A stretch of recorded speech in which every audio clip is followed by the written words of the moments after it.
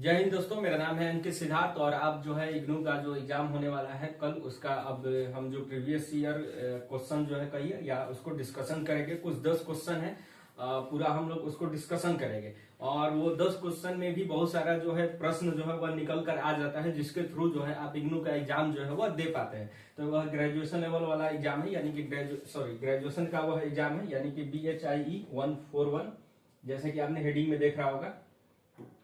तो इसका ये एग्जाम है, यानी कि हिस्ट्री ऑफ चाइना, जिसके बारे में जिसके बारे में हम लोग पढ़ेंगे। और इसके बाद भी एक वीडियो मैं बनाऊंगा जिसमें पूरा डिटेलिंग के साथ मैं आपको बताऊंगा कि हिस्ट्री जो है चाइना का क्या क्या है, और उसको बक्सर विद्रोह हुआ, चाहे जो भी आपको कैसे वहां पे कम्युनिस्ट शासन आया। इसके बाद भी मैं एक वीडियो बनाऊंगा लेक्चर का, शाम तक वो अपलोड हो जाएगी और उसको भी आप देखना ना भूलिएगा। उसको देखकर जरूर जाइएगा, क्योंकि उसमें पूरा का पूरा चाइना का इतिहास मैं आपको कवर करा दूंगा। पूरा बुक कवर जो है वो हो जाएगा आपका, ठीक है। चिंता की कोई बात नहीं। और सुबह जो है आप कल एग्जाम देने जो है वो आराम से जा सकते हैं।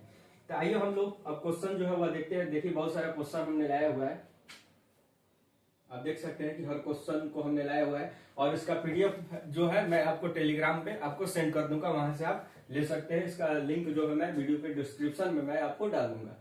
तो चलिए आइए देखते हैं हम। तो पहला हमारा जो प्रश्न है, यानी कि पहला प्रश्न है हमारा कि discuss the cause and the sorry एक मिनट।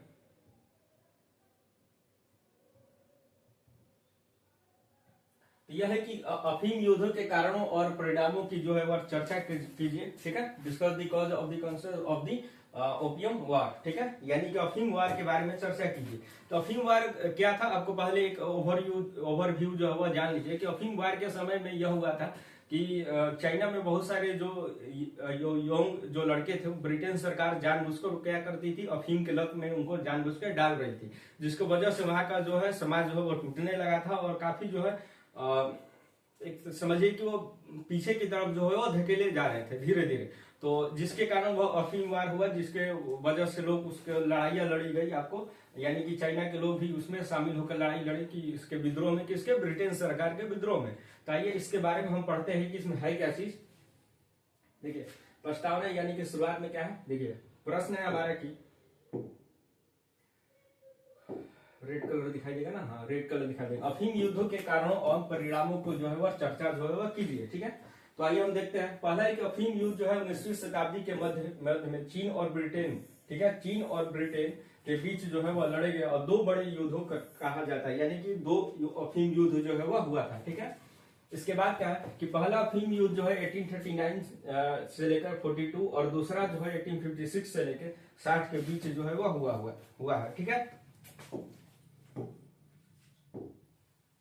आगे देखते हैं कि इस युद्धों को के जड़ में ब्रिटिश व्यापारी महत्वाकांक्षा और चीन का जो है परंपरागत बंद द्वार, यानी कि चीन जो है वो काफी जो है क्लोज्ड जो होता था, जैसा कि चाइना में यानी कि बाहर का जो लोग होते थे उनका विद्रोह किया जाता था, ठीक है। उनको आगे नाम है, क्या नाम है दिमाग से वो उतर रहा है, जिसको वो खास नाम से वो पुकारा करते थे जो बाहरी लोग होते थे, ठीक है। तो मैं आपको बता दूंगा, याद आएगा तो उनको जो है वो मानते थे कि वो इस देश जो भी, यानी कि चाइना का नहीं है, या जैसे कि जापान के भी लोग यहाँ पे आगे, ब्रिटेन के भी लोग आए, तो उसको काफी वो लोग ना बुरा जो है वो कहते थे और काफी उनका अपशब्द जो है उनको बोलते थे, ऐसा नाम है उनका, ठीक है। तो बंद द्वार नीति थी, यानी कि चाइना बहुत दिनों से क्या है कि मैंने बंद किया हुआ था अपना इकोनॉमी जो भी हो, मतलब कि कोई भी बाहर का एंट्री जो है इसमें नहीं हो चाइना में, ठीक है, बाहरी देश का आना जाना। तो वही अफीम के अवैध व्यापार और मुद्दा शामिल था, ठीक है। और इस युद्ध में चीन को गहराई से हिला दिया और एशिया और यूरोपीय साम्राज्यवाद की पकड़ जो है वो मजबूत की, यानी कि एशिया पर यूरोपीय साम्राज्यवाद का पकड़ जो है मजबूत की। तो अफीम युद्ध के प्रमुख कारण जो है वह क्या हुए, तो आइए हम जानते हैं। इसके प्रमुख कारण जो है वह आर्थिक कारण जो है वह देखना होगा आपको। आर्थिक कारण जो है वह हुआ, यानी कि व्यापार असंतुलन, ठीक है। तो चीन की चाय, रेशम और चीनी मिट्टी के बर्तनों को ब्रिटेन में भारी मांग थी, जबकि चीन ब्रिटिश वस्तुएं नहीं खरीदता था और इससे ब्रिटेन को भारी जो है व्यापार घाटा जो है वह होता था, ठीक है। पहला जो है यह कारण था।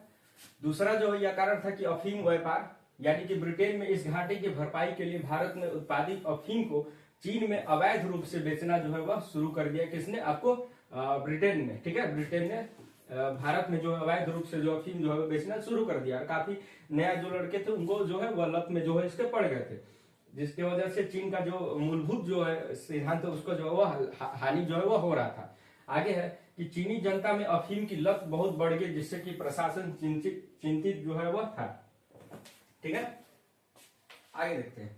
आगे है कि ब्रिटिश, तीसरा है कि ब्रिटिश ईस्ट इंडिया कंपनी की मुनाफाखोरी कंपनी की, यानी कि ब्रिटिश ईस्ट इंडिया कंपनी की मुनाफाखोरी यानी कि रिश्वत जो है वह कंपनी के अफीम व्यापार में बड़ी कमाई होती थी, इसीलिए वह किसी भी कीमत पर इस व्यापार को जारी रखना चाहते थे। यानी कि जो वह नशा का लत जो है उनको लगाना चाहते थे काफी, और अफीम का जो है काफी उनको फायदा होता था भारत से ले जाने में। आपको चाइना कम रूट भी बहुत आसान पड़ता था, ज्यादा उसमें पैसा का वहन भी नहीं होता था, और क्या होता था चाइना में जाकर वो बेच दिया करते थे। आगे है राजनीतिक कारण। राजनीतिक कारण क्या है, ये पहला जो है वह कि चीन की बंद द्वार यानी कि क्लोज नीति, जो मैं बात कर रहा था क्लोज डोर नीति, वह क्या है इसको जानते हैं कि चीन जो है विदेशी व्यापार को सीमित रखना चाहता था और पश्चिमी शक्तियों को अपने देश में प्रवेश नहीं देना चाहता था। ठीक है, यानी कि अपने जो बाहर के जो देश है पश्चिमी जो शक्ति है उसको यह प्रवेश जो है वह नहीं देना चाहता था। चलिए आगे है कि ब्रिटेन का साम्राज्यवादी विस्तार क्या है। तो ब्रिटेन जो है ब्रिटेन एशिया में अपना प्रभुत्व स्थापित करना चाहता था और चीन को बाजार के रूप में खेलना चाहता था। ठीक है, व्यापारिक अधिकारों का संघर्ष। आगे है कि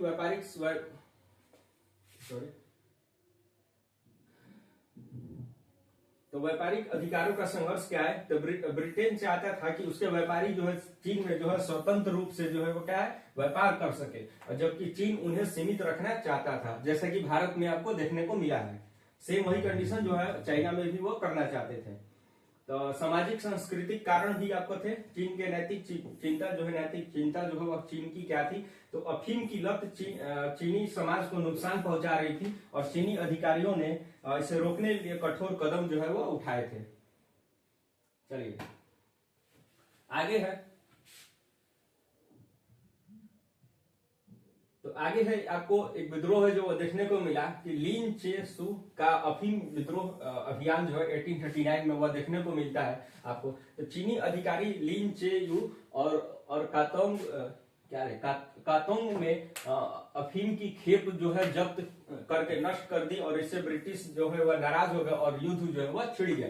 तो मेन कारण जो है वह देख सकते हैं कि मेन कज जो है यह निकल कर आता है कि ये लिन चे सू को जो है अफीम विरोधी अभियान उन्होंने चलाया, और अफीम का खेती का जहां पर किया गया था खेप जो है जब्त करके क्या किया, उसको नष्ट कर दिए लोग चीनी अधिकारी। ठीक है, चीनी अधिकारियों ने अफीम को पकड़ के जो है नष्ट कर दिए, सॉरी अफीम को पकड़ जो खेप जो है उसको जब्त करके। इसके बाद जो है ब्रिटिश नाराज हो गए और युद्ध जो है वह छिड़ गया। ठीक है, तो अफीम युद्ध के प्रमुख ये परिणाम जो हुआ क्या हुआ, चीन का प्रभाव, यानी कि इसका परिणाम जो है वह क्या निकल के आया ये देखते हैं। तो नानकिंग संधि हुआ, आपको नानकिंग संधि नाम से जाना जाता है। अब अलग से प्रश्न जो है वो आता भी है आपको इग्नू में कि नानकिंग संधि जो है वह क्या है। नानकिंग संधि जो है पहला में क्या है, तो उसको अभी विस्तार से यहाँ पे नहीं है, लेकिन मोटा मोटी आप देख सकते हो उसके आधार पर। तो ये शॉर्ट में आपको आता है ज्यादा, नानकिंग संधि क्या है शॉर्ट में, इसको भी मैं वीडियो बनाऊंगा, आज अपलोड हो जाएगा, 2-3 वीडियो देख लीजिए, कंप्लीट आपका यह हो जाएगा। तो पहले नानकिंग संधि में क्या है, तो पहले अफीम युद्ध के बाद चीन में नानकिंग संधि पर हस्ताक्षर किए, और इसके अनुसार जो है क्या क्या हुआ, 5 बंदरगाह जो है ब्रिटिश व्यापार के लिए खोले गए। ठीक है, चाइना उसमें हार गया था, याद रखिए अफीम वार में चाइना का ब्रिटिश का विजयी हुआ था। और हांगकांग जो है ब्रिटेन को जो है वह सौंप दिया गया, और चीन को जो है भारी जुर्माना जो है वह देना पड़ा। जो हरजाना जो है युद्ध में जो भी युद्ध करने की वजह से जो भी हानि पहुंचा था ब्रिटिश सरकार को, उसको जो भरपाई जो है चाइना को ही वह देना पड़ा। आइए, सम्राट की शक्ति में क्या है, वह गिरावट आई। सम्राट की जो शक्ति है वहां पर वह गिरावट आई, और वहां पे चिंग वंश है, यानी कि यहाँ पे चिंग है और किंग भी लिखा रहता है। ठीक है, किंग भी लिखा रहता है आपको चिंग, और जिसको आपको चिंग भी कहते हैं और किंग भी वंश जो है जिसको कहते हैं। तो चिंग वंश की प्रतिष्ठा जो है घटी, और जनता में विश्वास जो है वह क्या हुआ, कम हो गया उनके प्रति, क्योंकि वह युद्ध हार गए थे और उनका पुराना नीति की वजह से चाइना में विद्रोह होने लगता है। इस प्रकार की चीजें आपको देखने को मिलेगी। किस प्रकार कम्युनिस्ट फिर चाइना बन जाता है, आपको धीरे धीरे समझ में आ जाएगा। आइए सामाजिक और आर्थिक संकट जो है वह देखें तो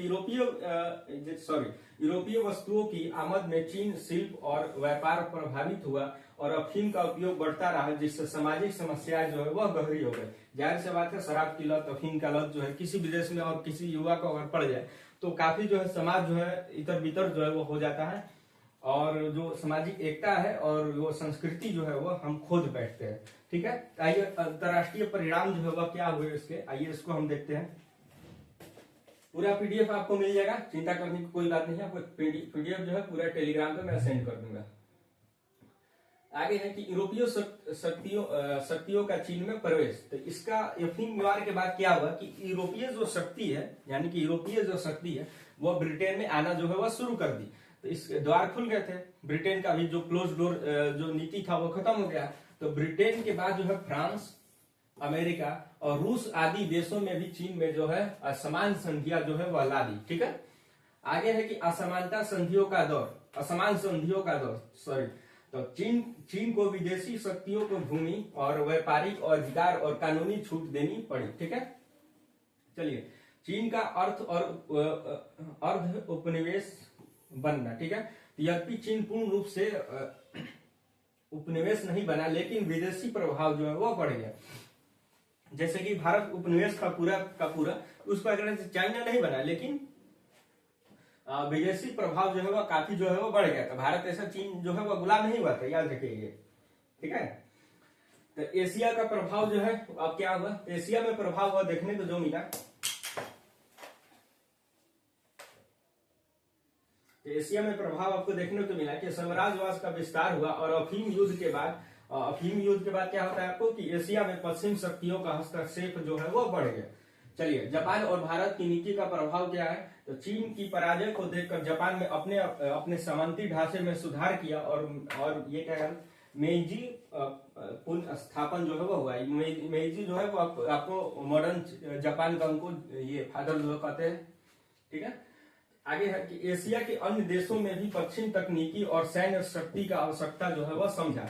यानी कि चाइना में जिस प्रकार से जो हरकत हुई, जो ब्रिटेन ने किया, और काफी जो है क्लोज हुआ रहते थे एशिया के लोग, और यूरोपीय जिस प्रकार से आगमन जो करके कब्जा किया करते थे एशिया के देशों को, तो वैसे जापान ने भी काफी कुछ सीखा इससे और समझा, ये माना कि अगर हम भी पहले से अगर तैयार नहीं हुए तो क्या होगा, हमारे पे भी इसी प्रकार से जो है टैक्सेस, प्रतिबंध और हमारे देश में घुसकर जो है शासन करना वो शुरू हो जाएगा। तो इन लोगों को समझ में आया, और यह जो समझने के बाद जो है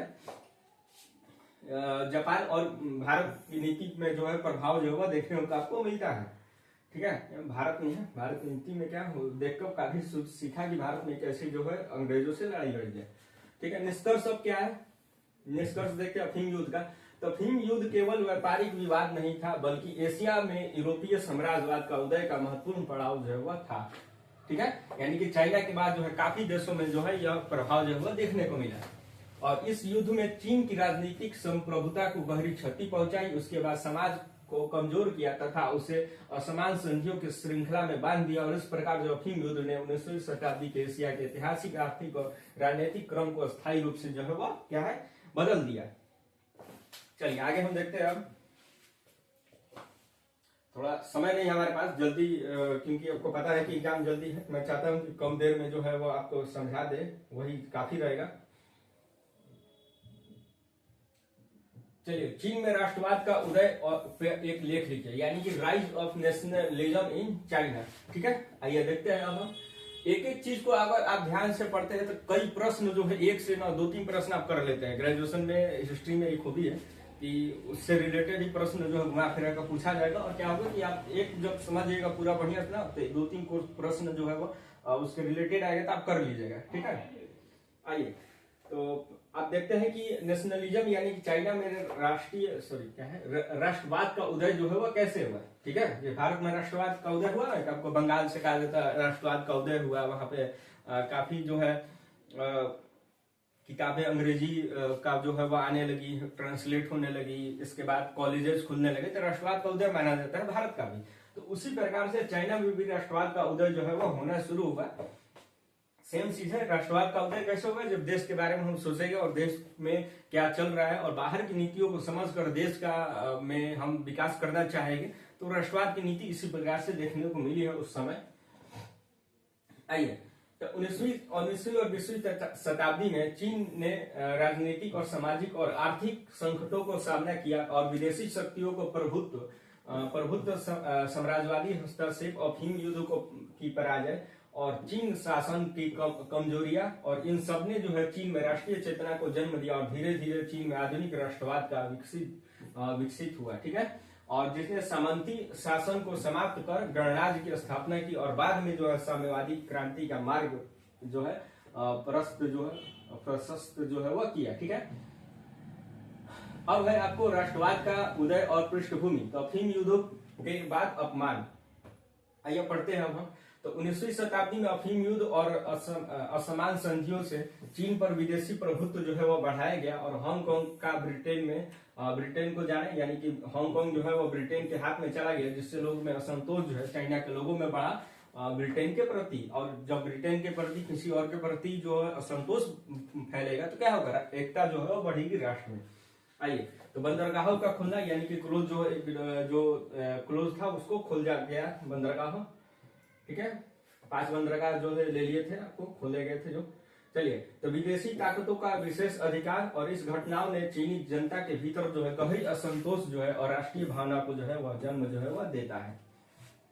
चलिए आगे हम देखते हैं कि असमान संधियों का युग जो है वह देखने को मिला। अमेरिका, फ्रांस और रूस, जापान में भी चीन पर कई असमान जो है अपमानजनक, ठीक है, अपमानजनक जो है वह समझौता थोपे और चीन की संप्रभुता कमजोर हो गई। संप्रभुता मतलब क्या? कि किसी अन्य देश का हस्तक्षेप किसी और देश में जब होने लगता है तो वही कह रहा है कि संप्रभुता जो है वह कमजोर हुई और राष्ट्रवादी भावना जो है वह क्या है? प्रबल हुई। ठीक है, देश के प्रति एकता का एक सूत्रधार जो है वह पनपा।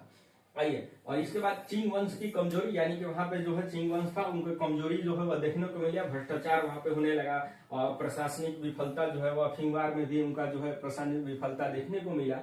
इसके बाद जो है वह विदेशी शक्तियों का निर्भरता जो है ज्यादा बढ़ गई और इस कारण जो है जनता का विश्वास चीन शासन से हट गया और राष्ट्रीय पुनर्जागरण की मांग जो है वह उठने लगी, यानी कि फिर से नवीकरण का जो है मांग जो है उठने लगा। चाइना में नई तरह का शासन व्यवस्था और कई तरह के लोग जो है बाहर से भी पढ़ के विदेशों में भी गए और पढ़ के आए और इसके बाद जो है उन्होंने वहां का देखा स्थिति और इसके बाद जो है जो उदय जो है वह होने लगा राष्ट्रवाद का।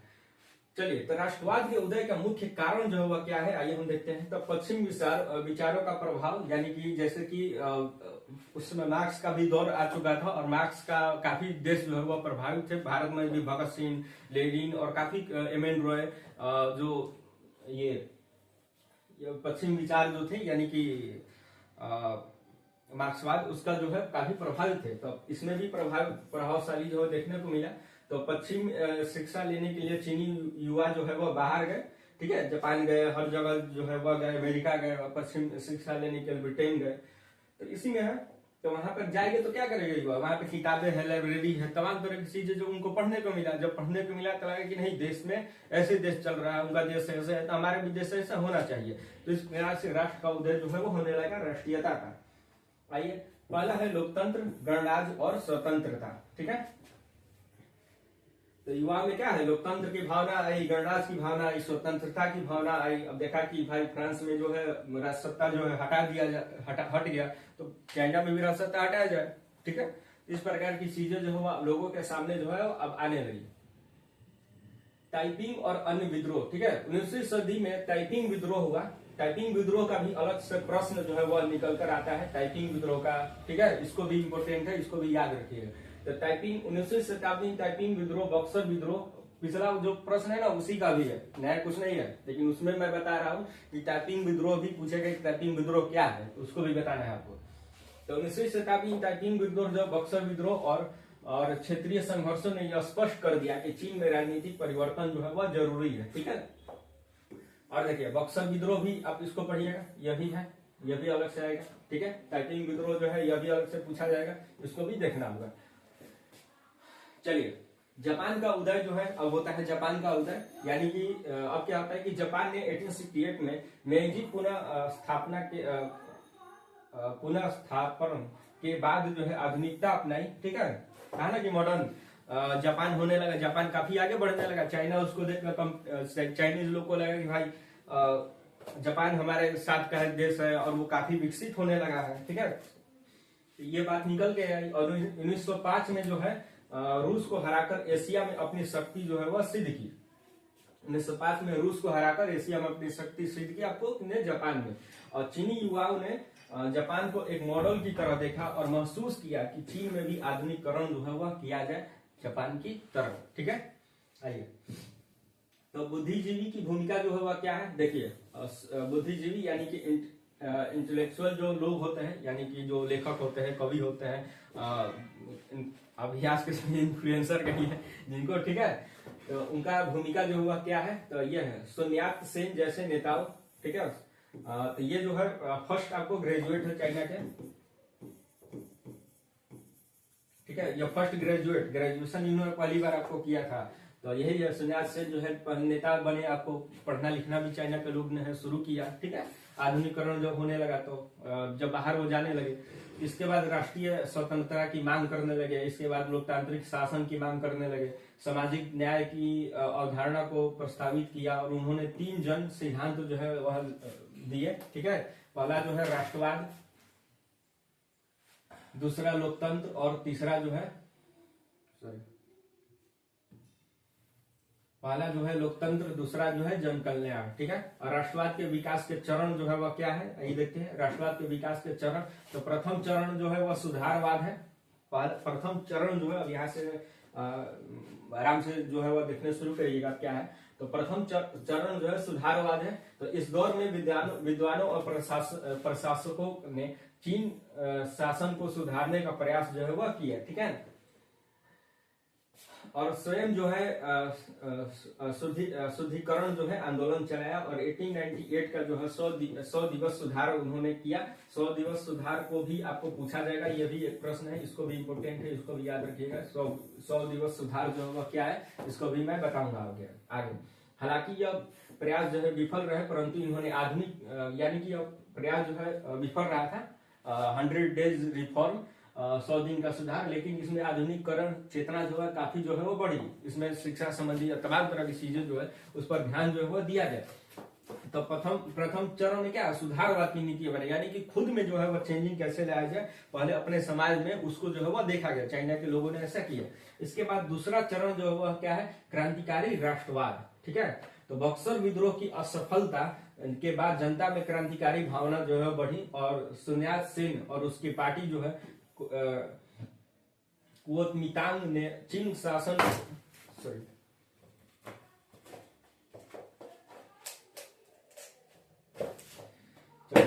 तो इसमें क्या है, उसकी ये पार्टी ने चिंग शासन को जो उखाड़ फेंकने का आंदोलन जो है वह तेज किया, यानी कि राजसत्ता जो थी या चिंग शासन जो निरंकुश हो चुकी थी, उसको क्या है, उसको उखाड़ फेंकने का जो है वह जो वहां पे जो पढ़े लिखे लोग थे उन्होंने ठाना। तो 1911 की सिन्हाई क्रांति, ठीक है। 1911 की सिन्हाई क्रांति क्या है, आइए इसको हम पढ़ते हैं।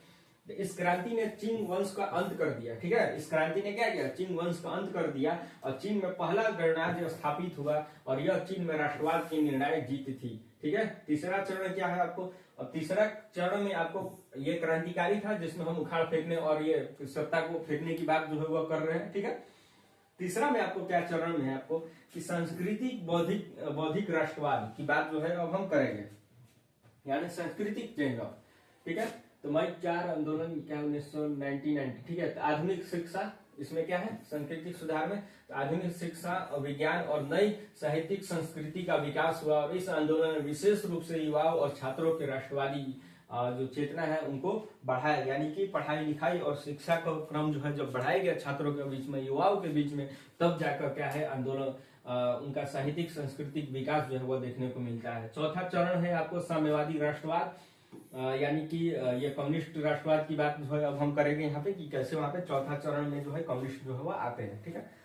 आगे है कि आपको सीसीपी यानी कि चीनी कम्युनिस्ट पार्टी जो है वो बनाई गई जो साम्राज्यवाद का विरोधी थे, क्योंकि काफी लोगों ने साम्राज्यवाद देखा हुआ था, किस पर साम्राज्यवाद जो है हावी होता है।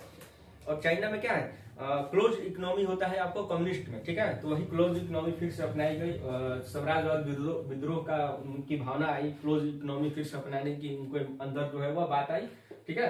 भूमि सुधार जो है वह देखने को मिला, भूमि सुधार की बात, अब लैंड जिसको पास अधिक कम है उनको सुधार करने की बात जो है इनके मन में आई, ठीक है।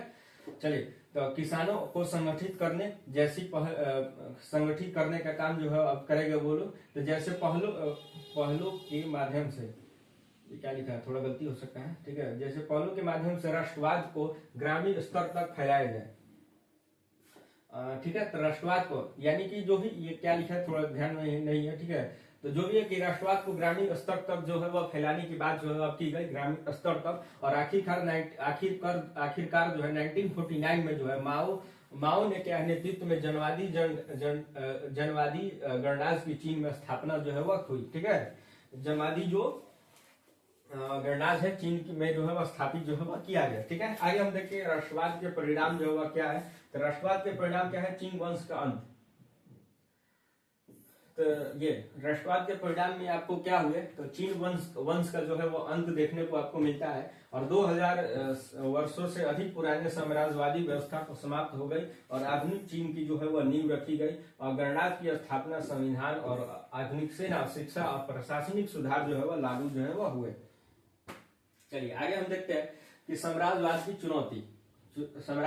चुनौती अब क्या है। तो चीन में धीरे धीरे जो है विदेशी शक्तियों का नियंत्रण जो है वह समाप्त किया गया और साम्राज्यवादी क्रांति जो है वह क्या है, मार्ग जो है प्रशस्त जो है वह देखने को मिलता है। चलिए चौथा है हमारा कि राष्ट्रवाद के बाद जो है कम्युनिस्ट विचारधारा को मजबूती मिली, ठीक है। राष्ट्रवाद के बाद क्या है, कम्युनिस्ट विचारधारा को जो है वो मजबूती मिलती है चाइना में, और जिसके परिणाम स्वरूप आधुनिक समाजवादी चीन जो है उभरा, ठीक है। अभी का जो है चाइना जो है वह देख रहे हैं।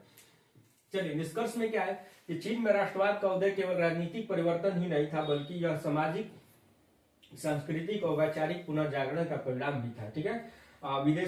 विदेशी अपमान और आर्थिक धोहन और आंतरिक विफलताओं ने चीन जनता को एकजुट किया और 1911 में क्रांति को लेकर 1949 में कम्युनिस्ट विजय तक जो है राष्ट्रवाद ही चीन में आधुनिक इतिहास के प्रमुख प्रेरक के तत्व बना रहा। और इसी राष्ट्रवादी चेतना ने चीन को एक कमजोर साम्राज्य से एक आधुनिक राज्य जो है वह परिवर्तन जो है वह कर दिया। चलिए आगे देखते हैं। आगे है कि ये छोटा सा है, शॉर्ट जो है आंसर है, इसको भी आप देख लीजिएगा। यानी कि कन्फ्यूशियवाद जो है वह क्या है, इसको हम है आपको जो है यह क्या है आपको समझते हैं। यह दर्शन एक तरह से धर्म कहिए कि चाइना में उस समय यह था, यानी कि कन्फ्यूशियवाद, ठीक है। इसको आप समझते हैं। तो कन्फ्यूशियवाद जो है चीन के एक महान दार्शनिक कन्फ्यूशियस जो है वह थे, यानी कुंफुत्सु उनका नाम था, ठीक है। उनकी शिक्षाओं पर यानी कि उनका एजुकेशन पर आधारित जो है एक नैतिक, सामाजिक और दार्शनिक विचारधारा था, एक नैतिक, सामाजिक और दार्शनिक विचारधारा है, ठीक है। और यह किसी धर्म की तरफ पूजा पाठ पर आधारित नहीं है, बल्कि सही जीवन जीने का, समाज में व्यवस्था बनाए रखने और नैतिक आचरण अपनाने की शिक्षा जो है वह देता है। तो कन्फ्यूशियवाद की शुरुआत जो है 6वीं और 5वीं शताब्दी के ईसा पूर्व में हुई और धीरे धीरे जो है चीन का परंपरा और राजनीति, शिक्षा और सामाजिक ढांचे के आधार जो है वह बन गया, ठीक है। समाज में पूरा यह जो है वह पनप गया समाज में। आगे है कि कन्फ्यूशियवाद का मूल उद्देश्य जो है क्या था, मूल उद्देश्य उसका क्या था कि एक नैतिक और ये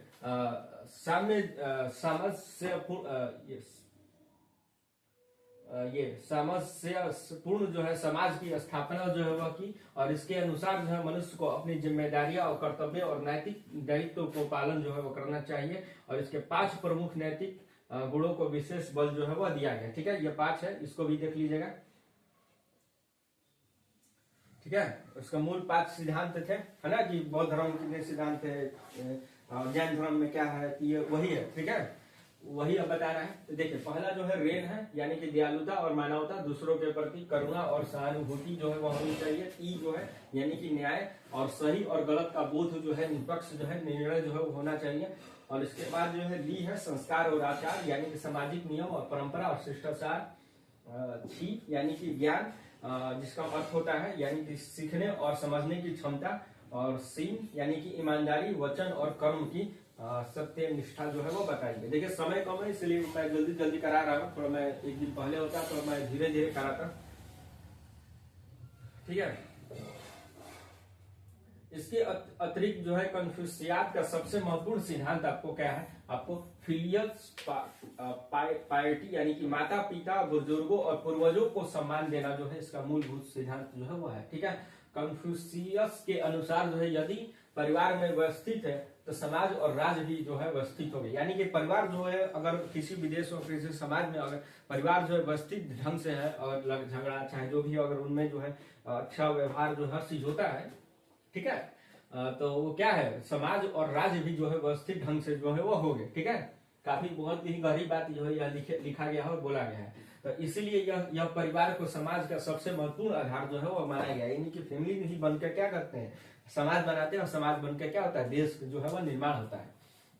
आइए राजनीतिक दृष्टि से अब देखते हैं इसको। राजनीतिक दृष्टि से यह विचारधारा कहती है कि शासक को नैतिक होना चाहिए, क्योंकि नैतिक नेतृत्व ही जनता को आदर्श जीवन की ओर ले जा सकता है। कन्फ्यूशियवाद शिक्षा को भी अत्यधिक महत्व देता है, जिसके आधार पर चीन में अधिकारियों की चयन प्रणाली यानी कि सिविल सेवा कई शताब्दियों तक जो है संचालित जो है वो हुई, ठीक है। संक्षेप में अगर देखें, ठीक है, समरी कहे उसको, ठीक है, तो कन्फ्यूशियवाद एक ऐसा दर्शन है जो नैतिकता और अनुशासन और पारिवारिक सम्मान, ये ज्यादा इंपोर्टेंट है, ठीक है, पारिवारिक सम्मान और शिक्षा और सामाजिक समरसता को जो है आधारित है, और यह जिसने चीन में सभ्यता को गहराई से प्रभावित जो है वह किया, ठीक है। चलिए आगे हम लोग देखते हैं। आगे है कि 100 डे रिफॉर्म, जैसे कि मैंने बताया कि सब पूछेगा आपको, ठीक है। 100 दिन का सुधार, तो 100 दिन का सुधार में क्या है, तो 100 दिन का सुधार में क्या है, आइए हम पढ़ते हैं। तो 100 दिन के सुधार में क्या देखने को मिला है आपको, तो 19वीं शताब्दी के अंत में चीन में कई संकटों से गुजर रहा था। विदेशी शक्तियां और दबाव और आर्थिक कमजोरी और सैन्य पिछड़ापन और चीन वंश की प्रशासनिक अक्षमता, ठीक है। और जापान के हाथों 1994-95 में मिली पराजय, जापान से भी क्या है चाइना हार चुका था उसमें, तो उससे पराजय हुआ था, जिससे काफी गुस्सा जो है लोगों में जो है वो था चाइना में, ठीक है। चीन को व्यापक सुधारों की आवश्यकता थी, और इसी पृष्ठभूमि ने किंग ग्यासू और सम्राट और सुधारवादी नेता जो है सुधारवादी जो नेता थे कांग यू वेई और लियांग चाओ ने 100 दिन का सुधार आंदोलन जो है वह शुरू जो है वह किया। नाम याद करने में काफी आप लोगों को कठिन होने वाला है, कोई नाम अगर नहीं भी लिख रहे हैं तो काम चल जाएगा, कोई दिक्कत नहीं है ऐसा, ठीक है। तो 100 दिन का सुधार का कारण जो है वह क्यों जरूरत पड़ा अब बताते हैं। देखिए पहला कारण है कि जापान से हार, ठीक है, तो जापान से हार हुआ, तो इसमें क्या है, तो चीन कॉल आने लगा था, इसकी वजह से थोड़ा डिस्टर्ब हो गया, यानी कि उसी में मैं रिकॉर्डिंग कर रहा था फोन में ही और मैंने नेट ऑफ करना भूल गया था। चलिए दूसरा है यानी कि जापान की हार जो है वो देख ली कि 100 दिन का सुधार का कारण जो है आखिर क्या बना, तो जापान से हार हुई, और जिसके आधुनिकीकरण करके जो है वह काफी जो है चाइना को भी उसमें हार गई, ठीक है। और जापान में काफी देखा है इतना छोटा सा देश जो है, अब चाइना हमको हरा के चला जाता है भाई। इसके बाद जो है चाइना लोगों में क्या है अंदर से एक प्रतिशोध जो है बढ़ा अपने देश के प्रति, राजा के प्रति, ठीक है, शासन के प्रति। चलिए तो जबकि चीन जो है पीछे रह गया और इसे सुधार की आवश्यकता जो है स्पष्ट जो है वह हुई, ठीक है। आगे हम बढ़ते हैं कि विदेशी हस्तक्षेप और असमान संधियां, जैसे कि आपने देखा, ठीक है, अमेरिका फ्रांस किस प्रकार से इंटरफेयर जो है चाइना में करने लगा, तो ब्रिटेन फ्रांस रूस और जापान ने जो है वह चीन के क्षेत्रों पर दावा कर रहे थे, और यह चीन जो है संप्रभुता के लिए जो है वह क्या है खतरा था। देखिए कितना जो है स्थिति से, किस प्रकार से स्थिति से चाइना जो है वह गुजर रहा है उस दौर में, किस प्रकार से अभी जो है चाइना किस प्रकार से आंखें दिखा रहा है सबको, अब देखिए, ठीक है। देखिए आर्थिक और सैन्य पिछड़ापन जो है वह देखने को मिला, ठीक है। चीन उद्योग सेना और शिक्षा में पश्चिमी देशों से बहुत पीछे था, ठीक है। एजुकेशन भी आपको क्वालिटी काफी लो था। सुधारवादी नेताओं ने इस क्षेत्रों में आधुनिकीकरण बनाने की मांग जो है उन्होंने उठाई। चलिए आगे हम बढ़ते हैं। चौथा नंबर है कि युवाओं और बुद्धिजीवियों की जागृति। तो नई शिक्षा प्राप्त चीनी युवकों ने आपको राष्ट्रवाद और आधुनिकीकरण की विचारों को जो है अपनाया, और चीन प्रशासन को जो है वह दबाव जो है वह बढ़ाया। आगे है कि सुधारों की मुख्य कारण जो है वह क्या था, सुधारों का मुख्य कारण जो वह क्या था, आइए इसको भी देखते हैं। तो ग्याओ सम्राट ने जो है आप ही पढ़िएगा, मैं ही पढ़ूंगा इसको, ठीक है। सम्राट ने क्या है कि जून में सितंबर 1898 तक लगभग 100 दिनों में कई महत्वपूर्ण सुधारों की घोषणा जो है उन्होंने की। इसको देखते हुए जो सम्राट था उसने न कि जनता की मांग को देखते हुए काफी जो है सुधार जो है उन्होंने करने का प्रयास जो है अब किया। आइए देखते हैं क्या क्या सुधार हुआ। तो शिक्षा सुधार यानी कि एजुकेशन में सुधार, तो नई स्कूल प्रणाली, ठीक है, आधुनिक विषयों का समावेश यानी कि नया सब्जेक्ट्स भी जो है वो ऐड किए गए। पुरानी परीक्षा प्रणाली को भी खत्म किया गया, ठीक है, और खत्म करने की योजना जो है वो बनाई गई। चलिए आगे हम देखते हैं कि प्रशासनिक सुधार जो है क्या देखने को मिलता है। तो सरकारी मशीनरी को अधिक कुशल और आधुनिक बनाने का प्रयास जो है वो किया गया चाइना में। इसके बाद क्या है, सैन्य सुधार अब देखते हैं। तो आधुनिक हथियार प्रशिक्षण और तकनीकों को अपनाया गया। और ये औद्योगिक में क्या सुधार किया गया, आर्थिक में तो रेलवे उद्योग और व्यापार को प्रोत्साहन जो है वह दिया जाने लगा। सरकारी भ्रष्टाचार पर नियंत्रण यानी कि अक्षम और भ्रष्ट अधिकारियों को हटाने की योजना जो है वह बनाई गई। आइए आगे देखते हैं कि 100 दिन का सुधार का अंत कैसे हुआ। तो रूढ़िवादी गुट, जो रूढ़िवादी गुट होता है जिसका नेतृत्व सीसी महारानी कर रही थी, इन सुधारों के खिलाफ थी। और रूढ़िवादी ग्रुप क्या, जैसे कि रूढ़िवादी ग्रुप आप समझ सकते हैं, जैसे राइट विंग जो चाहता है कि जो ये सब सुधार जो है, नया जो सिलेबस है, वेस्टर्न सभ्यता जो है वो क्या है, मतलब कि आए नहीं हमारे देश में, और जैसे पुराना जो सभ्यता है वही चलता है, उसी को रूढ़िवादी कहा जाता है। जो सुधार नहीं चाहते हैं, जैसे है वैसे चलता रहे, ठीक है।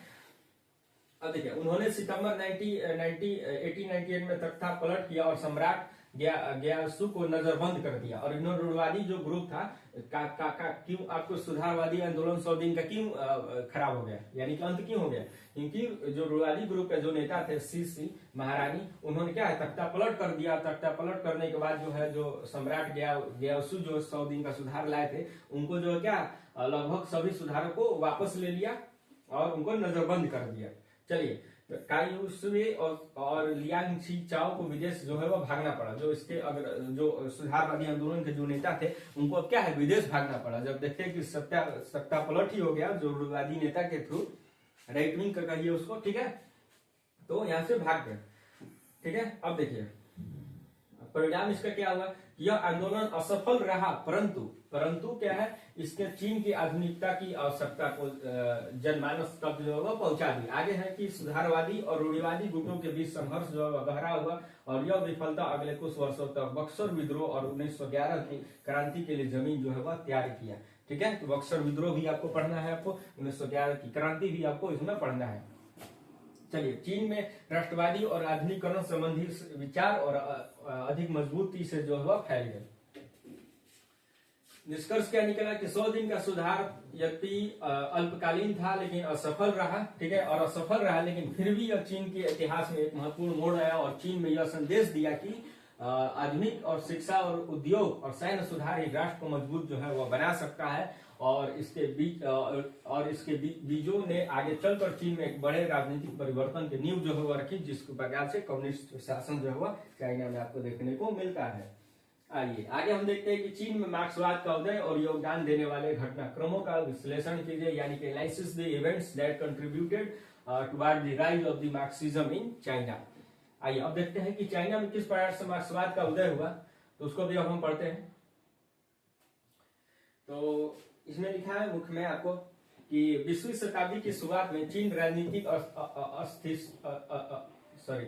अस्थिरता और विदेशी हस्तक्षेप के आर्थिक पिछड़ेपन और सामाजिक संकटों से गुजर रहा था। और ऐसी वातावरण में नई विचारधारा यानी कि पिछड़ापन और काफी उनमें दिखाई देने लगा था, ठीक है। अस्थिर जो है गवर्नमेंट देखने को मिल रहा था, तख्ता पलट हो रहा था, कभी विदेशी आक्रमण हो रहा था। तो ऐसे में एक ऐसा विचारधारा का आना जरूरी हो गया था जो काफी मजबूती से इनके खिलाफ जो है वह लड़ सके और स्थापित हो सके। तो ऐसे में वही मार्क्सवाद जो है वह स्थापित होता है चाइना में। आइए देखते हैं, सामाजिक संकटों से गुजर रहा था, ऐसे वातावरण में एक नई वैचारिक दिशा की आवश्यकता महसूस हुई और इस पृष्ठभूमि में मार्क्सवाद चीन में धीरे धीरे लोकप्रिय हुआ और अंततः चीन में कम्युनिस्ट आंदोलन का आधार बना। और मार्क्सवाद के उदय में कई ऐतिहासिक घटनाओं ने निर्णायक भूमिका जो है वह निभाई। चलिए, चिंग वंश का पतन, यानी चिंग वंश जो है उसका पतन हुआ 1911 के सिन्हाई क्रांति ने साम्राज्यवादी चिंग शासन का समाप्त कर दिया और हालांकि गणराज्य की स्थापना हुई, परंतु राजनीतिक और अस्थिरता जो है वो बनी रही। ठीक है, तो 1911 की में जो है ये खत्म तो हुआ चिंग वंश, लेकिन क्या हुआ कि अभी भी स्थिरता जो है बनी रही। सैन्य सरदारों का उदय, ठीक है, तो केंद्र सरकारों की कमी देखने को मिला और सामाजिक असमानता जो है वो देखने को मिली, और इस परिस्थितियों में जनता में नए विचार विशेषकर समाजवादी और मार्क्सवादी विचारों की ओर आकर्षित जो है वो होने लगे, क्योंकि वो क्या है, साम्राज्यवाद से काफी जो है कॉलोनियल जो देश से उससे काफी पटाना जो है चाइना के लोग सह चुके थे, इसीलिए वो चाहते थे कि जो मार्क्सवाद जो उसका काफी खुलकर विरोध करता था उसको जो है सत्ता में लाया जाए, उस विचारधारा को। आगे हम देखते हैं कि प्रथम युद्ध और अंतरराष्ट्रीय घटनाएं दिखाई दे रहा है। एक बार पूरा वीडियो देख लीजिए, पूरा का पूरा आपको क्लियर हो जाएगा। तो प्रथम विश्व युद्ध और अंतरराष्ट्रीय घटनाएं क्या है, तो प्रथम विश्व युद्ध के बाद जो है विश्व राजनीति में परिवर्तन आया और रूस में 1917 में बोल्शेविक क्रांति जो है वह क्रांति सफल हुई, और उसके बाद है कि हमारे देश में भी जो है वह हो सकता है, चाइना ने भी यही किया। तो और यह घटना चीन के बुद्धिजीवियों और युवाओं की प्रेरणा स्रोत जो है वो बनी, और रूस में मजदूर, किसान और शासन की स्थापना ने यह दिखाया कि साम्राज्यवाद को जो है वह हटाया जा सकता है और एक नया समाज जो है वह बनाया जा सकता है। ठीक है, आगे हम देखते हैं तीसरा, 1919 में मई आंदोलन जो है यह है 1919 का आपको आंदोलन, मई आंदोलन। ठीक है, तो मार्क्सवाद के प्रसार में यह सबसे महत्वपूर्ण घटना थी। कारण जो है वह क्या है, वर्साई की संधि। जापान को चीन में सैंडोंग क्षेत्र पर अधिकार मिल गया। चीनी युवाओं और विद्यार्थियों में तीव्र विद्रोह जो है हुआ। ठीक है, तो विद्रोह हुआ, जापान को सफलता चाइना में मिलने लगी। तो और इस आंदोलन ने आपको क्या किया, साम्राज्यवाद विरोधी भावना को जो है वो मजबूत किया। ठीक है, इस आंदोलन ने क्या किया, साम्राज्यवादी विरोधी भावना को मजबूत किया, यानी कि जो ब्रिटेन और फ्रांस के जो लोग थे उसके खिलाफ जो है काफी विद्रोह जो है लोगों में पनपने लगा। देखिए, इसके बाद क्या है, पश्चिम शिक्षा और विज्ञान की मांग जो है वह बढ़ाई गई। ठीक है, परंपरागत कन्फ्यूशियरी मूल्यों को चुनौती दी गई। पुराना जो मूल्य था, यानी कि रूढ़िवादी जो धर्म कहिए चाहे जो भी है, उनका मूल्यों को काफी चुनौती जो है वह दी गई, और मार्क्सवाद जैसे नए विचारों को जो है वो खोज को प्रस्तावित जो है वह किया गया। आगे है आप देखिए, मई आंदोलन ने आपको चीन में वैचारिक क्रांति पैदा की, और कई युवक जो मार्क्सवादी साहित्य की ओर जो है वह क्या है, आकर्षित जो है वह हुए। ठीक है, मार्क्सवाद और साहित्य का अनुवाद और प्रचार जो है वह किया गया, यानी प्रसार किया गया। वह चाइना ही पढ़ते थे, और काफी इंग्लिश में भी, अब चाइना में भी ट्रांसलेट करके जो है मार्क्सवाद के जो विचार है उसको लाए जाने लगा। नया सिस्टम जो आया तो लोग जब विदेश में जाने लगे। इसके बाद क्या है, ली ता चाओ और चेन दिस्यू जैसे बुद्धिजीवियों ने कम्युनिस्ट मैनिफेस्टो और दास कैपिटल जैसे ग्रंथों को जो है प्रचार किया। ठीक है, उन्होंने विश्वविद्यालय और पत्रिकाओं और छात्र संगठनों के माध्यम से मार्क्सवादी सिद्धांतों को जो है लोकप्रिय जो है छात्रों के बीच और युवाओं के बीच जो है वह बनाए, और काफी क्रांति का जो है बीज जो है उन्होंने रोपने शुरू जो चाइना में जो है वह किया। रूस ने चीन में कम्युनिस्ट आंदोलन को वैचारिक और संगठनात्मक जो है समर्थन दिया, यानी कि सोवियत रूस जो है उसने भी समर्थन जो है चाइना में किया उसको, कम्युनिस्ट पार्टी को। और ये कोमिंटन ने चीनी युवाओं को जो है परीक्षण, मार्गदर्शन और साहित्य को जो है उपलब्ध जो है वह करवाया। ठीक है, इसके बाद क्या है, इसमें चीन में संगठित होकर मार्क्सवादी राजनीति जो है वह विकास जो है वह हुआ। एक एक लाइन मैं जो है वह पढ़ दे रहा हूँ, इसके बाद जो है बढ़िया सा वीडियो देख लीजिए और नोट भी बना लीजिए। नोट्स क्या मैं इसको सेंड कर दूंगा। तो 1921 में चीनी कम्युनिस्ट पार्टी का जो है वह गठन होता है, और उपयुक्त घटनाओं को परिणाम स्वरूप 1921 में सीसीपी की स्थापना हुई, और यह चीन में मार्क्सवाद के संस्थागत विकास का निर्णायक चरण जो है वह था। पार्टी ने मजदूर आंदोलन, किसान संगठन और शैक्षणिक संस्थाओं को मार्क्सवाद का विस्तार जो है वह किया। आगे देखते हैं, निष्कर्ष क्या हुआ कि चीन में मार्क्सवाद का उदय अचानक नहीं हुआ। यह राजनीतिक अस्थिरता और विदेशी अपमान, बोल्शेविक क्रांति का सफलता और मई शौत आंदोलन और ये बुद्धिजीवियों का प्रयासों से जो है आपको सफलता जो है देखने को मिला। इस घटनाओं ने चीन ने युवाओं को और मजदूरों किसानों को यह विश्वास दिलाया कि मार्क्सवाद ही राष्ट्रीय मुक्ति और सामाजिक परिवर्तन का मार्ग जो है कर सकता है। अंततः यह विचार आगे चलकर 1949 में चीनी क्रांति और आधुनिक समाजवादी राज्य के निर्माण में जो है वह निर्णायक परिणाम जो है वह निकल कर आता है, आधार जो है वो बनता है। दूसरा हमारा कि लॉन्ग मार्च। लॉन्ग मार्च क्या है इसको भी हम पढ़ते हैं। तो लॉन्ग मार्च जो है शॉर्ट में यह प्रश्न जो है आया हुआ है आपको इग्नू में, ठीक है। तो लॉन्ग मार्च क्या है आपको, तो लॉन्ग मार्च चीन के कम्युनिस्ट आंदोलन के इतिहास के सबसे महत्वपूर्ण घटनाओं में से एक है और 1934 से 1935 के दौरान जो चीनी कम्युनिस्ट पार्टी द्वारा किया गया एक महान रणनीतिक और रणनीतिक सैन्य पीछे हटना था, ठीक है। इसका उद्देश्य जो है क्या था, KMT यानी कि कुओमिंतांग की सेना के घेराव से निकलकर पार्टी और लाल सेना को जो है वह बचाना था, ठीक है। लाल सेना यानी कि कम्युनिस्ट की जो सेना होती है उसको लाल सेना जो है कहते हैं, रेड आर्मी। आगे 1930 के दशक में च्वांग काई शेंग की नेतृत्व वाली राष्ट्रवादी सरकार ने कम्युनिस्ट क्षेत्रों को नष्ट करने के लिए घेराबंदी अभियानों का श्रृंखला बनाई और पांचवी घेराबंदी के दौरान जो है कम्युनिस्टों के स्थिति जो अत्यंत कठिन हो गई और इसी परिस्थिति को अक्टूबर 1934 में लगभग 86 लाल सैनिकों और नेताओं कार्यकर्ताओं ने यांगीसी सोवियत क्षेत्र से निकलकर उत्तर पश्चिम की ओर कठिन यात्रा शुरू की और यही यात्रा जो है लॉन्ग मार्च जो है वह कहलाती है। यह मार्च जो है लगभग 6000 मील करीब 9600 किलोमीटर लंबा था और 12 से 13 महीने जो है वह चला और कम्युनिस्ट सेना ने रास्ते में बर्फीले पहाड़, दलदली मैदान और तेज बहाव वाली नदियां और दुर्गम जंगल और विभिन्न युद्धों का सामना करना पड़ा। कठोर परिस्थिति के कारण जो मार्ग में बड़ी संख्या में सैनिक जो है मारे गए, लेकिन शेष लाल सेना अंततः यान पहुंची और सफल हुई। लॉन्ग मार्च ने चीनी कम्युनिस्ट पार्टी को नष्ट होने से बचाया और इस यात्रा के दौरान जो है माओ की नेतृत्व में क्षमता उभर कर सामने आई और वे पार्टी के निर्विवाद नेता के रूप में स्थापित हुए और इसके बाद जो है लॉन्ग मार्च ने कम्युनिस्ट पार्टी को एक नया नैतिक बल और वैचारिक एकता जो है वो प्रदान जो है वह की। आगे देखते हैं कि इस प्रकार लॉन्ग मार्च को केवल एक सैन्य यात्रा ही नहीं बल्कि एक ऐतिहासिक संघर्ष और त्याग और दृढ़ता और राजनीतिक पुनर्गठन का प्रतीक था, जिससे आगे चलकर चीन की क्रांति जो है वह दिशा जो है वह तय की। आगे है देखते हैं माओ का योगदान। माओ का योगदान। तो माओ चीन की कम्युनिस्ट पार्टी का सबसे प्रमुख नेता और आधुनिक चीन में निर्माता माने जाते हैं, जैसा कि आपको पता है माओ के बारे में, ठीक है। उनका योगदान है कि राजनीतिक, सैन्य और सामाजिक और वैचारिक चारों स्तरों पर जो अत्यंत व्यापक जो है रहा है। पहला बड़ा योगदान चीनी कम्युनिस्ट पार्टी को ग्रामीण आधार देना, ठीक है। तो उन्होंने कहा था कि क्रांति जो है पहले क्या है गांव से शुरू होना चाहिए, उनका माओ का सोच था और क्रांति का बीज रोपण जो है उन्होंने गांव से जो है वह शुरुआत किया था, ग्रामीण लोगों के बीच में। वही पहला लाइन आपको कहता है कि पहला ही बड़ा योगदान था कि चीनी कम्युनिस्ट पार्टी को ग्रामीण आधार देना था और शुरुआती दौर में कम्युनिस्ट पार्टी जो है शहरी मजदूरों पर आधारित थी, लेकिन माओ ने यह समझा कि चीन में शक्ति गाँव में है, ठीक है। चीन की शक्ति क्या है, आपको गाँव में है और उन्होंने किसानों को संगठित किया और भूमि सुधारों का विचार दिया और कम्युनिस्ट पार्टी को ग्रामीण जनता के शक्ति से जोड़ा और इससे पार्टी का आधार जो अत्यंत मजबूत जो है वह हुआ। आगे देखते हैं कि लॉन्ग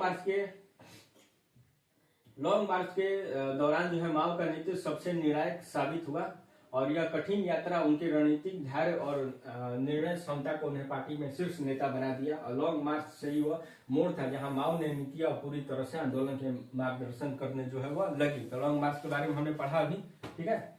आगे देखते हैं तो माओ का तीसरा महत्वपूर्ण योगदान जो हुआ क्या था, तो जन युद्ध की सैन्य रणनीति। उन्होंने गुरिल्ला युद्ध को अपनाया, यानी गुरिल्ला युद्ध क्या, छुप कर वार करना, जंगलों में रहना, वह इस प्रकार से, ठीक है। छोटे दलों की गतिशीलता और जनता की भागीदारी पर आधारित सैन्य सिद्धांतों का विकसित किया, जिसके बाद जो है पीपुल्स वार नाम से जाना जाता है इसको, पीपुल्स वार यानी कि लोगों की लड़ाई के रूप में जो है इसको जाना जाता है। और इसके बाद यही रणनीति जो है कम्युनिस्टों को जीत का आधार जो है वह बनती है, ठीक है। 1949 में चीन जनवादी गणराज्य की स्थापना जो है वह करता है और माओ की सबसे बड़ी ऐतिहासिक उपलब्धि है। तो उसके नेतृत्व में भूमि सुधार, सामंतवाद का अंत, शिक्षा में प्रसार और महिलाओं की स्थिति में सुधार और उद्योगों में राष्ट्रीयकरण जैसे महत्वपूर्ण कदम जो है उठाए गए, जिन्होंने चीन में एक नए सामाजिक रणनीतिक ढांचे में जो है वह डाल दिया। इसके बाद क्या है कि हालांकि कुछ नीतियां जैसे कि द ग्रेट लीप फॉरवर्ड, ये विवादास्पद रही, ठीक है, फिर भी माओ का समग्र योगदान जो है चीन में क्रांतिकारी एकीकरण और ये संगठित राष्ट्र बनने का निर्णायक जो है वह माना जाता है। इस प्रकार माओ जो है आधुनिक चीन के निर्माता और केंद्रीय स्तंभ और चीन के क्रांति के सर्वाधिक प्रभावशाली नेता जो है वह है। माओ को के बारे में तो अभी सब जो है वह जानते हैं। इसके बाद जो है 1911 वाला जो है रेवोल्यूशन क्या है, यानी कि 1911 में चीनी क्रांति पर एक लेख लिखिए, यह भी आया हुआ है आपको, लॉन्ग प्रश्न जो है ये सब होता है।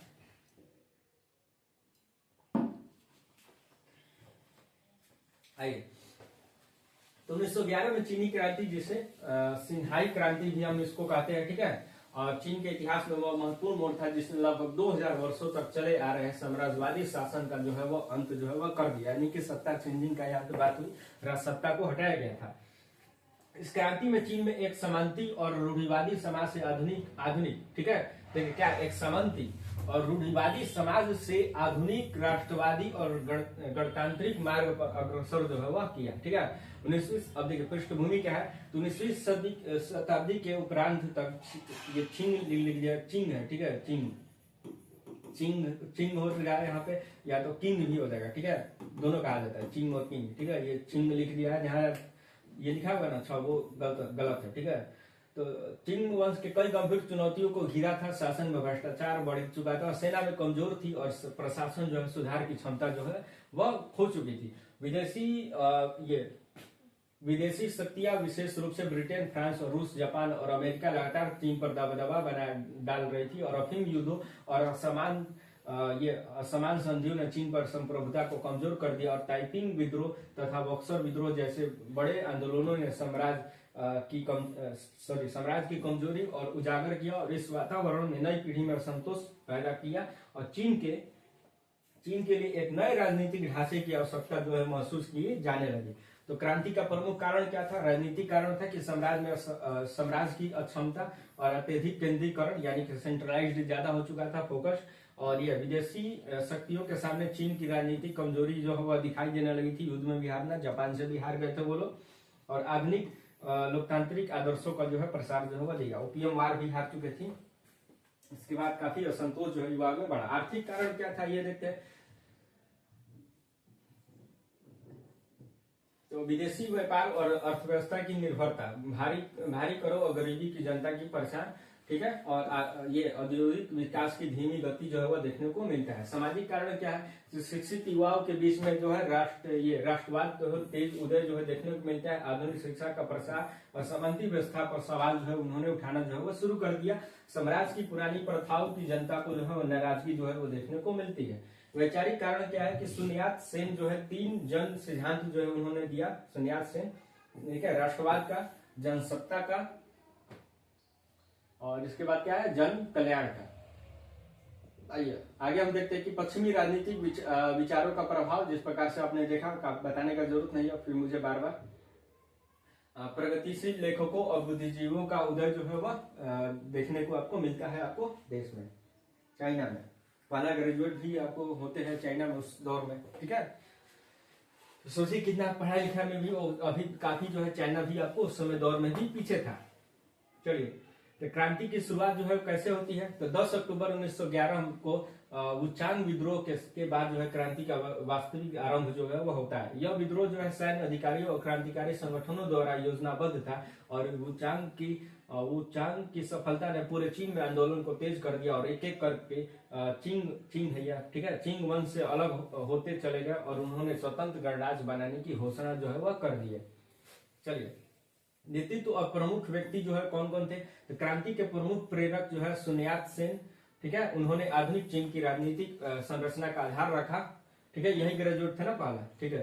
विदेश में रहते हुए उन्होंने क्रांतिकारी संगठनों को संगठित किया और साम्राज्यवाद के खिलाफ जो राष्ट्रीय आंदोलन को वैचारिक दिशा जो है उन्होंने दिया।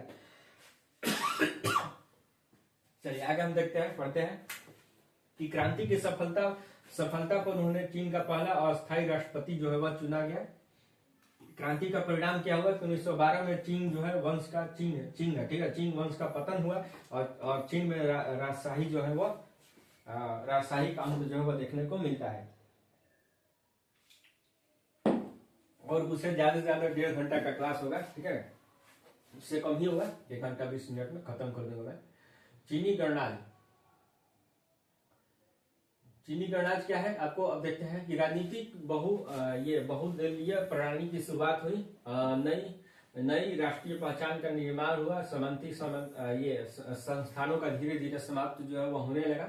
और क्रांति का महत्व क्या था? 1911 की क्रांति में चीन में राजशाही युग का जो है वह बाहर निकालकर आधुनिक राष्ट्र के द्वारा जो है वह आगे बढ़े। यह क्रांति चीन के आगे की राजनीतिक प्रतिक्रियाओं और चीन के राष्ट्रवादी आंदोलन, कम्युनिस्ट आंदोलन और अंततः 1949 में कम्युनिस्ट क्रांति की आधारशिला जो है वो बनी। इसने जनता को राजनीतिक चेतना और राष्ट्रीय गौरव और आत्मनिर्भरता की भावना जो है वो प्रदान की। चलिए आगे है कि निष्कर्ष जो है वह क्या निकलता है? तो 1911 की चीनी क्रांति न केवल राजनीतिक परिणाम थी बल्कि यह चीन में सामाजिक और आर्थिक और वैचारिक पूर्ण जागरण की शुरुआत थी। और इस क्रांति ने चीन में आधुनिक इतिहास को जो है वह नया अध्याय जो है वह देता है। चलिए 9 नंबर हमारा प्रश्न है और एक और रहेगा 10वां, फिर खत्म हो जाएगा आपका, ठीक है। आगे है कि टाइपिंग बार बार आ रहा था, टाइपिंग विद्रोह क्या है, टाइपिंग विद्रोह क्या है, ताइए पढ़ ही लेते हैं टाइपिंग विद्रोह। तो टाइपिंग विद्रोह जो है का विशेषता ये दिखाई दे रहा है। टाइपिंग आंदोलन की विशेषता इसकी तिहरी सामग्री थी। यदि आपको प्रीवियस ईयर PYQ है, ठीक है, ये आया हुआ है। तो राष्ट्रीय धार्मिक सामाजिक और राष्ट्रीय धार्मिक और सामाजिक तीनों। तो क्या की थी? Typing movement was characterized by its triple content, national, religious and social. इस पे कमेंट कीजिए, ठीक है, यही दिया हुआ है प्रश्न जो है। तो यही है टाइपिंग विद्रोह का 3 मूलभूत सिद्धांत आपको दिया गया था कि राष्ट्रीय, धार्मिक और सामाजिक। इसको कमेंट करके बताना है कि क्या इसका अर्थ है, उसको बताना है, एक नोट लिखना है। ये लोग प्रश्न में आपको आता है। चलिए हम शुरुआत करते हैं बिना देरी किए हुए। तो टाइपिंग आंदोलन जो है 1850 से लेकर 1864 में चीन के इतिहास में एक महत्वपूर्ण व्यापक जन विद्रोह था। यानी कि जन विद्रोह क्या है? लोगों का विद्रोह जो है वह था, ठीक है, जिसमें चीन, यहाँ पे चीन लिखा गया, गलती हो जा रहा है, बार मिस्टेक यहाँ पे चीन होगा, ठीक है। तो चीन साम्राज्य की गहराई तक हिला दिया। और यह आंदोलन केवल एक राजनीतिक विद्रोह नहीं था बल्कि इसमें राष्ट्रीय, ठीक है, राजनीतिक विद्रोह ही नहीं था। ये राजनीति क्या होता है? राजनीतिक विद्रोह होता है कि अपोजिशन जो है दूसरा जो है सत्ता में जो है उसको हटाने का प्रयास करता है, यही नहीं था। इसमें था कि जन या विद्रोह था, ठीक है, जिसमें जन विद्रोह हुआ, तो जिसमें बल्कि इसमें राष्ट्रीय, धार्मिक और सामाजिक जो है तीनों प्रकार की समग्रता जो स्पष्ट रूप से दिखाई देती थी। और इसी 3 स्तरीय आधार के कारण जो है चीन में सबसे व्यापक और जन आधारित आंदोलन में जो है वह गिना जाता है। आइए आगे देखते हैं कि राष्ट्रीय समग्रता यानी कि नेशनल ये डिमेंशन जो है वह क्या है? डायमेंशन, ठीक है, राष्ट्रीय समग्रता। इसमें टाइपिंग यहाँ पे टा लिखा गया, ठीक है, तो लिखा ट हो गया है, ठीक है, हिंदी में। तो टाइपिंग इसको समझना है। टाइपिंग आंदोलन में राष्ट्रीय चेतना बहुत स्पष्ट थी। यह आंदोलन विदेशी प्रभाव और चीन है यहाँ पे, चीन शासन की कमजोरी के खिलाफ जो है वह खड़ा हुआ। चीन राजवंश को विदेशी मांचू शासक माना जाता था। चीन साम्राज्य को विदेशी मंचू शासक माना जाता था, इसीलिए आंदोलन का उद्देश्य जो है चीनी राष्ट्रवाद को पुनः जीवित जो है वह करना था। मंचू शासन वहां पे था, ठीक है, मंचू वहां पे, ठीक है, जो राजवंश था, इस शासक वहां पे चाइना में थे। और आंदोलन के नेताओं ने सच्चा चीनी शासन स्थापित करने का लक्ष्य जो है वह रखा। यानी कि इसको माना जाता था कि जो मंचू है, ठीक है, मंचू शासक जो है वो क्या है, काफी जो है विदेशों के चुंगल में है और काफी उनकी बातों जो है वो मानते हैं। और सही मायने में जो है चाइना का जो है राजा जो है वो नहीं है, ठीक है, इसको ऐसा माना गया है। आगे हम बढ़ते हैं।